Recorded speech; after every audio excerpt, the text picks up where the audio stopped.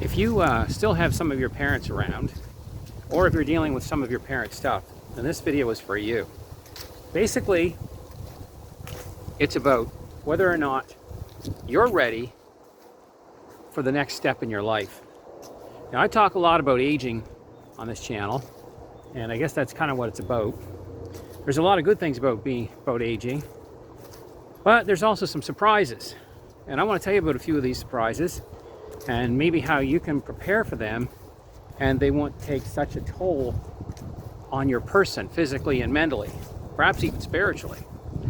So about 4 or 5 years ago, my father passed away, and I've done other videos on this, as you can see.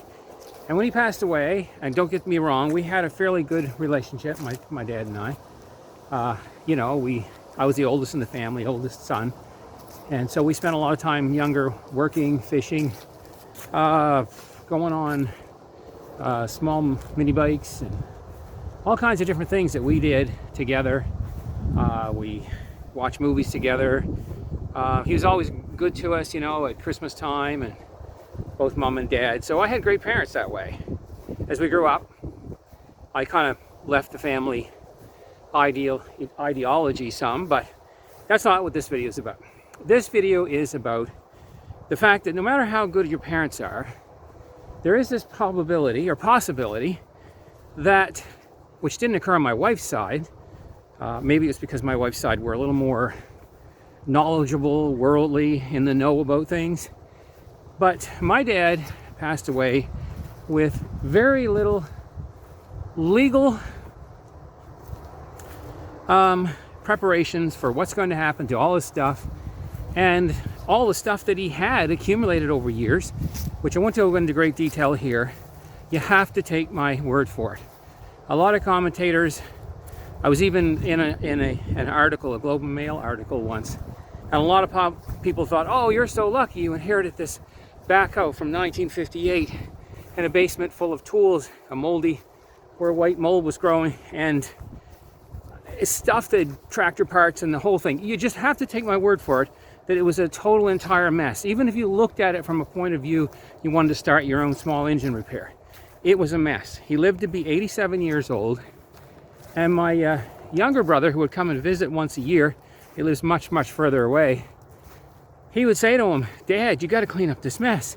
You got to do something about it. So basically, I was left with the cleanup. And I also took on power of attorney from my mom, who now is in a senior's home. And she lives in the area close there too, which is about, you might say, exactly the same distance from where the house was that they left us. And yeah, it was a lot of work and a lot of traveling. And people always have their opinions. They always say things like, well, why didn't you just have a great big yard sale right there and let people come? And it was like, they lived in an area where that wasn't possible. There was no place that could really do that. Now, I know that's hard to explain because you think, well, where would a person live that you can't have a yard sale? Well, the thing is, you'd have to, anyways, I'm going to get all the details. Again, you have to take my word for it. There was no place to do that, and to travel down there and to have a garage sale and have the house empty with no one living in it and no security. Like, we had some security, but no one visiting it or anything like that. I was very reluctant to have garage sales a month apart as I could get down, and then have everybody in the neighborhood start to realize, oh gee, there's some stuff here, there's some guitars and a TV and this and that, let's just break in. And I was worried more about the break-in and the damage that would be done than I was the actual stuff that would be stolen. So I thought it best to do this trip by trip, do what we could, organize what we could, and do it that way. So that's how we approached it. And I thought at the time, now here's the part that I'm going to tell you that you have to be kind of prepared for. The thing is, we think, I don't know how to explain it. You think that what possible amount of mess could your parents leave? Well, they had the normal living things that you would have to deal with anyway in a house. My dad was, as I said, he was 87. So he got to the point where he's just leaving rubber tires out in the yard and tractor parts and lawn tractors and lawn mowers and on it went, and he dumped the stuff down over the hill. It was a major headache and a major pain to deal with to try to sell the house. Finally got this house sold, but it took me 4 years. Okay, now this could be the key point of the whole video, or one of them. And that is, I wasn't ready for this. I was about 59. I'm hitting 62 now. Oh, I guess I'd be earlier than that because it was 4 years ago he died. And not to go into great detail, but I was like, I had experience in the past doing cleaning and commercial cleaning of, major buildings and stuff. So I knew how to handle any kind of major cleaning project and where to go and what to do. And another thing too was the area that they lived in. There was no big dump. You couldn't get a bin. It was hours away where you could get a bin where they could come and leave it. And then if something happened, as I'm about to tell you, if you couldn't get down, you were paying for a bin that was just sitting there. So number one, it was hours away to get somebody to come. But we did find a local person who was had a side business. I think they did fishing, out lobster fishing or something other times of the year. But what they did was they would come, and I contacted this person. And this guy was a godsend, a lifesaver, whatever you want to call him. He would within a couple of days of me phoning, my sons and I, or mostly one of my younger son, would go down, and I would pay him a day's wage too, and we'd go down and we'd just pile. And I'm telling you, some of that shit was heavy. It was heavy. And we would pile this stuff, and then we'd call him up, and he'd clear it, take that away, and then another 3 or 4 weeks would go by, and we'd take the trip, the 5-hour round trip. We go down. In the summer times, I was able to stay. Sometimes we stayed a few nights there in the house when it still had things like, something to sleep on, or a way of, but there was so much. I mean, everything from dealing with getting rid of the propane company to get them come. There was issues with that.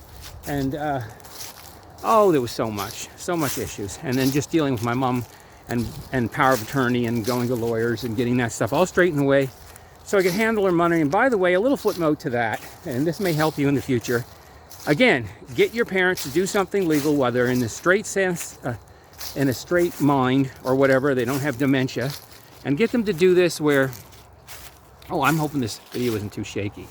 Maybe I should stop walking. I got it on a little thing. But get them to the point where they'll agree to basically deal with all the legal things. So my dad was kind of, as good as he was, he had very little faith in lawyers, legal system, and I mean, he would get a license for his car and insurance, that kind of guy. But to go further and make sure his will was up to date, he was the kind of guy that he thought if he talked about a will, that meant you were going to die, which is weird because he had this religious faith in God that, I don't know, it's just kind of weird that he would believe all this stuff. I'm going on a tangent now.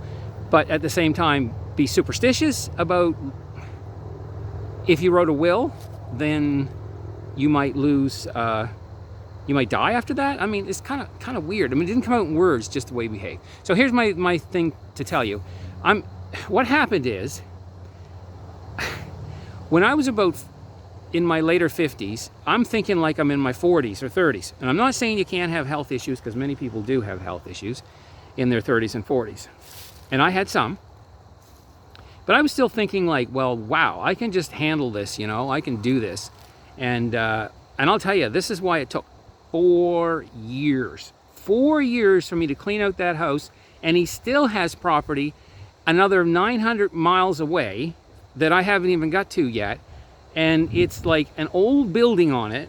Like really, we're talking old that, oh my God. And all this stuff I don't even have, that's in his name. So I don't even have the executive power yet to do anything with it.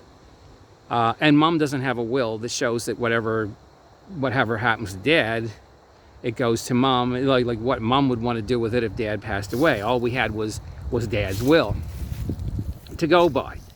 So we're kind of in that situation. It's kind of a limbo. I am going to go, this is another tangent. Maybe I'll update you on that. But I'm going to go see a lawyer and see with Mom's state of mind, with her dementia, if somehow, and how it would affect my power of attorney for her, if I could become executor and then I could deal with this stuff. I don't want to. Honest to God, I don't want to. We're not talking hundreds of thousands of dollars worth of property. Trust me, we're not. By the time you pay the legal bills and everything, it's, you know, and when you divide it over 4 years, it's not much money. Well, as power of attorney, I think I made, I took for like 5% or something, and in our province, there's not even a set amount that you should take. And so I ended up with like 9,000, but you spread that over 4 years of just dealing with the property, dealing with mom, you know, if we need to get her glasses or something or everything, you know, it's just, it's a lot of work. Trust me, it's a lot of work. But here's the thing. Be ready to expect that you may not be as capable of the things you think you're going to be capable of when you're 50, when you turn 60.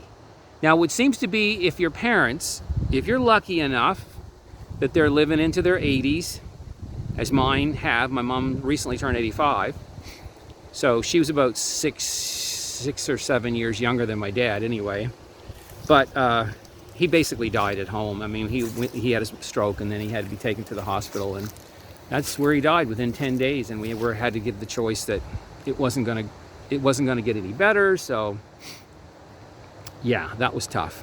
So you're dealing with all this emotional stuff, but at the same time, you think you're capable and you're going to be just like you were, be able to just rip and tear and go at it. And fortunately, my youngest son, you know, he's physically fit and everything, was able to help me clean out the house. And my oldest son helped too at times. He lived in a different area too, but sometimes he showed up and he helped cart out some things. And he could tell you, they could all tell you, my God, the mess, the stuff. But here's what you're going to think. And here's my little warning to you. If you're in this situation just prior to what I'm telling you, like maybe you have one parent that hasn't passed away yet, or both parents are still living and they're getting up to their 80s. I mean, let's face it. I mean, come on. I mean, people say, oh, you might live to be 80, and you know, you're probably going to live to be 82, or men live to be 70. If you put it off to your 80, it makes you that much older. I mean, if they put it off to their 80s, it means you're going to be older. So if you're 30, they're thinking of you. I mean, this is my God's honest opinion. Your parents think of you at a certain age. They just do. They think of you as 20 or 30, or they have this sort of moment where you're sort of stuck in their mind, and they think of you as having that same amount of health, that same amount of vitality, that you can just jump up and do things like you could. So, okay, so if they're hitting, you know, they're hitting 80 and you're hitting 50s or 60s, I'm going to tell you very briefly what happened to me. Very briefly. Okay, Dad passes away and I deal with his his funeral, and they hadn't even had that planned out. He just said he knew where he wanted to be buried. That was it. So they didn't even have the lot set aside. They didn't, oh my. So here I am taking on this, doing it myself. And I did all that, and it was 4 years ago, and I was ready to go at the house and clean it out and deal with all these other things. And well, Dad is buried in September of that year, which would have been 2021. We had COVID too to deal with, so it was very difficult. I sometimes couldn't even travel down to where my dad lived to say, hey, let's get rid of some of this mess, because sometimes, you know, and your parents are going to fight you on it. And I noticed that other YouTubers have said, and probably professionals have said, you know, you don't take stuff away from your parents, you know, because, you know, you don't. But I'm telling you, do. Get rid of as much of their stuff as you can. I'm not saying you should do it behind their backs, but the day is coming, and if you're not ready for it, it's going to be hell for you.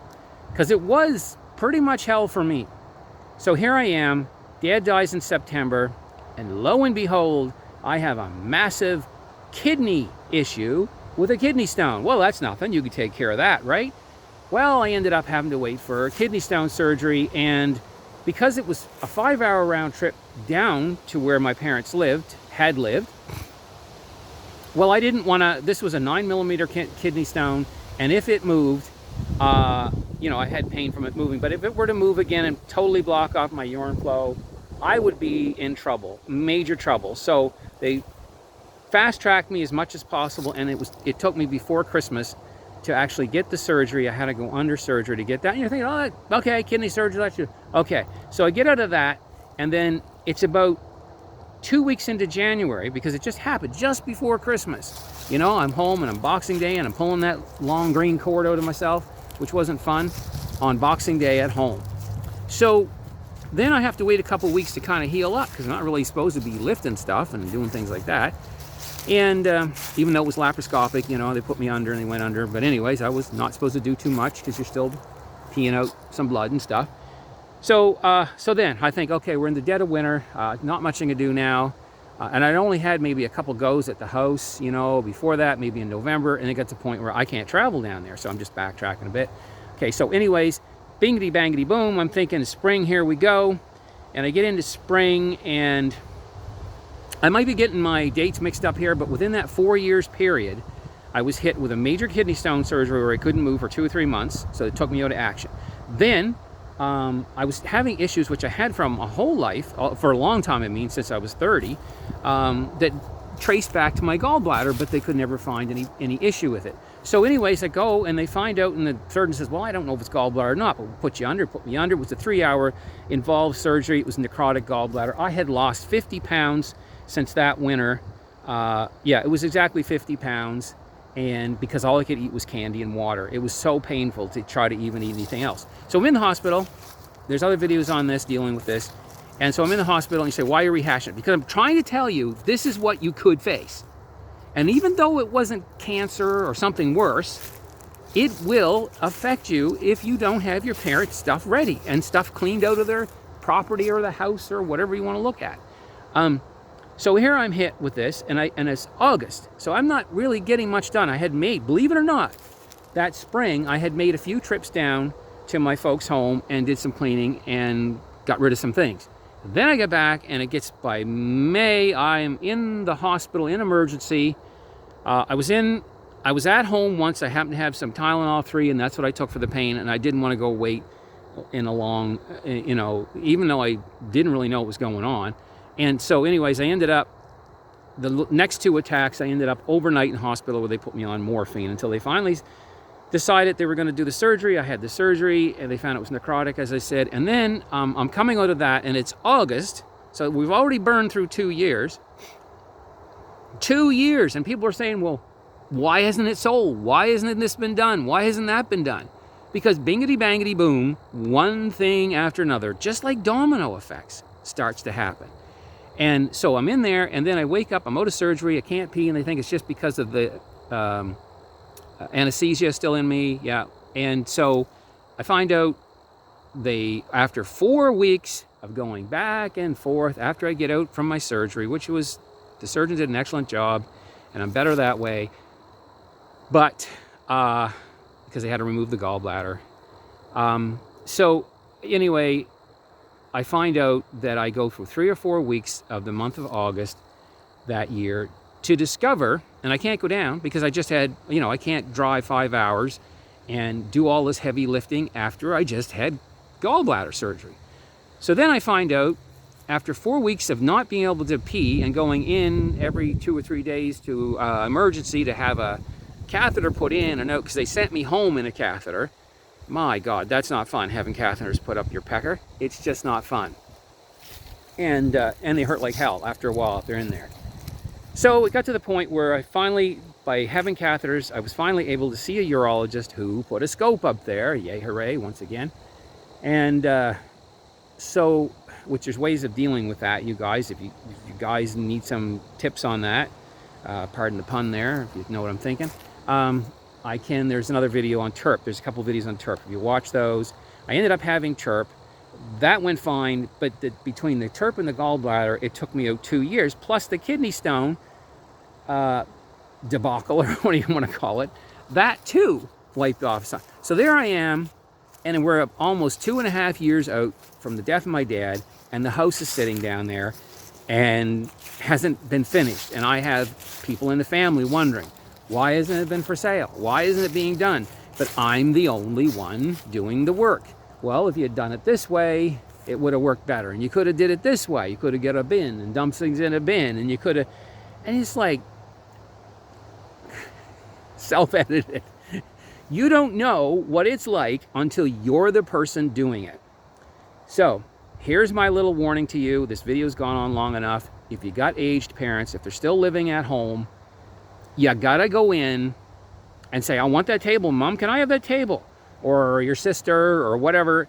Just find a way to quietly start dealing with some issues. For example, when Mom was put in a home, we started looking for, thought I heard a woodpecker on the tree here and the birch behind me. We started looking for things, and we found an entire grocery bag filled with what with these envelopes you get in the mail, and a lot of seniors will give to them. And it's like people who are artists, and they're foot and mouth artists and stuff, and they paint. So my mom would keep all these greeting cards, and we were trying to find the registration for one of their vehicles so we could do something with that. And lo and behold, the registration for this vehicle was packed, and I mean packed, at least 9 inches thick of all these cards that she was just shoving away. The registration for the vehicle was in there. So this is my reaching out to you to try to help and to try to tell you, if you're in this situation, don't put it off. Do it now. Don't wait. Have the conversations. Get their asses to the lawyers. Figure all this stuff, who's getting what and where's it going. Because if you outlive parents, you're going to have to deal with all this. Beep. Yeah. Okay, guys, I hope this is some help. And I hope you can avoid what I'm going through. Because here I am. There's still stuff to deal with. And it looks like, yay, I have some kind of a hernia or something going on down below. And yes, I did have an inguinal hernia 38 years ago that I had surgery for. And it's looking like it's back.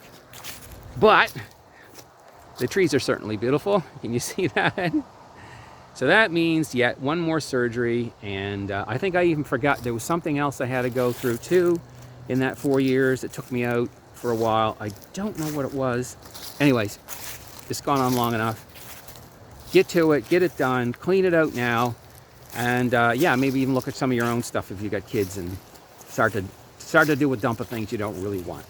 All right, we'll see you in the next video. My name is Kevin. Thank you for watching, and this is my channel. It's called Silver Hill. Later.